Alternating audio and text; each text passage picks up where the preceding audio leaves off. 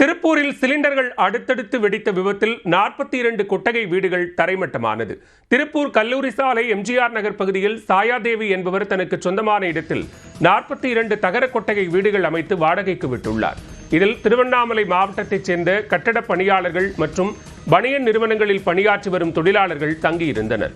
இந்நிலையில் இங்குள்ள வீடுகளில் அடுத்தடுத்து 9 சிலிண்டர்கள் வெடித்து சிதறியது.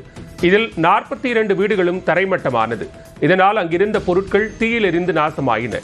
நல்வாய்ப்பாக உயிரிழப்புகள் எதுவும் ஏற்படவில்லை. இந்நிலையில் 2 தீயணைப்பு வாகனங்கள் மற்றும் 10 தண்ணீர் லாரிகள் உதவியுடன் தீயை அணைக்கும் பணி தீவிரமாக நடைபெற்று வருகிறது.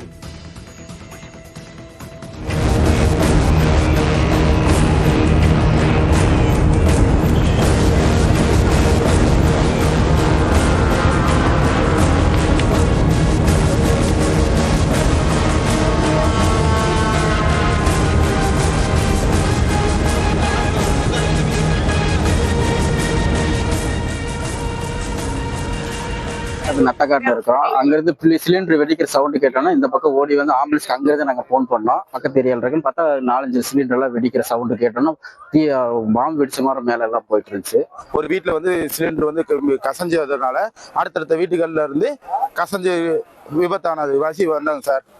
அதை அணைக்கிறதுக்காக வந்தோம். இந்த சின்ன இடத்துல 42 வீடு இருந்துச்சு. எப்படி இதுல இது பண்ணிருக்கீங்க? அப்படியே எல்லாம் வாடகை கம்மியா இருக்குன்னு எல்லாரும் இங்கே இருந்து பழகிட்டாங்க. எல்லாருமே திருவண்ணாமலை